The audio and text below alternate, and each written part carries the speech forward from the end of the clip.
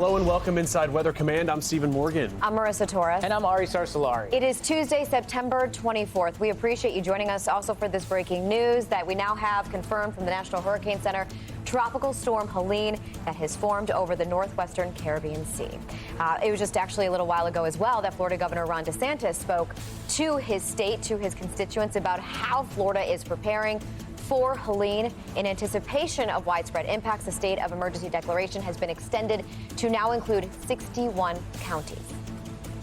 Yesterday, I signed an executive order declaring a state of emergency for 41 counties, which allows for state officials to make resources available to communities ahead of any potential storm impacts and to work to expeditiously prepare for the approaching storm. This morning, given the data that's coming in about the tracks of the storm, we've increased the number of counties to 61. Basically, every county in Florida outside southeast Florida, the coastal southeastern Florida counties are now included, and part of that is we expect effects could reach significantly inland. We have requested a pre-fall emergency declaration from FEMA. We expect that to be approved very quickly.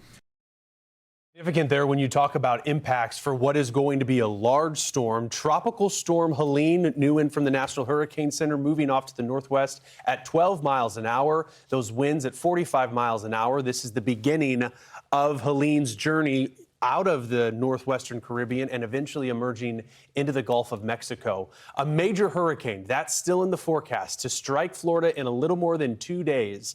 The first hurricane watches early this morning were up for the U.S. mainland. They remain, and they mainly are for the Gulf-facing beaches of the state of Florida. And more are going to go up later on. We've also had some upgrades from the watches to the warnings. Some of these impacts, as we're looking at this cone, could extend as far north as Atlanta, Georgia, and beyond.